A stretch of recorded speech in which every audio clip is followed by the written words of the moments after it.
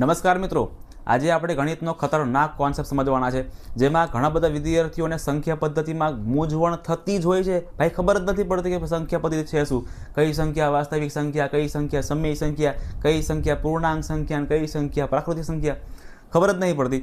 તો શું કરવાનું છે મિત્રો, તમારે શું કરવાનું, સૌથી પહેલાં તો કઈ સંખ્યા આવે, પ્રાકૃતિક સંખ્યા આવે કે ભાઈ શરૂઆત ક્યાંથી કરીએ આપણે, 1 2 3 4 5 6 7 8 9 10। તો મિત્રો જે સંખ્યા નોર્મલી ગણીએ છીએ આપણે એ બધી કઈ કહેવામાં આવે, પ્રાકૃતિક સંખ્યા। ત્યાર પછી કોણ આવે છે, આપણો 0 આવે છે, શૂન્ય આવે છે, તમારા માર્ક્સ આવે છે એ શૂન્ય, બરાબર છે। તો એ શૂન્ય આવે છે ને મિત્રો, એ જેવો શૂન્ય પ્રાકૃતિકમાં ઉમેરાય ને તરત સંખ્યા શું બને છે, પૂર્ણ।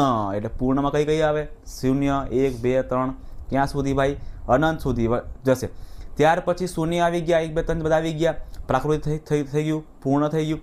હવે માઇનસ સંખ્યાઓ ક્યાં ગઈ, તો કે માઇનસ સંખ્યા આવી જોઈએ, -1 -2 -3 -4, એટલે 0 ધન સંખ્યા, 0 ઋણ સંખ્યા, આ બધી સંખ્યાઓ સમાવેશ થશે પૂર્ણાંકની અંદર થશે।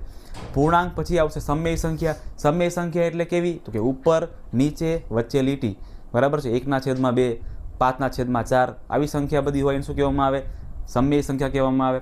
ત્યાર પછી આવશે અસમય સંખ્યાઓ, જેમાં શું હોય, છાપરું હોય, √2 √3 હે ને, √5 √7 √11, આ બધી સંખ્યાઓને કહેવામાં આવે અસમય સંખ્યા। અને છેલ્લે આ બધી સંખ્યાનો કોથળો ભરીને લઈ જવાનો અને મૂકવાનો, અને એને કહેવામાં આવે વાસ્તવિક સંખ્યાઓ। એટલે વાસ્તવિક સંખ્યાઓમાં બધી સંખ્યાનો સમાવેશ થઈ જાય છે। તો આવી રીતે મિત્રો સંખ્યા પદ્ધતિ સિમ્પલ છે, તમે લોકો ખાલી મગજ પર લોડ લઈને ફરો છો, બાકી સંખ્યા પદ્ધતિ રમત વસ્તુ છે।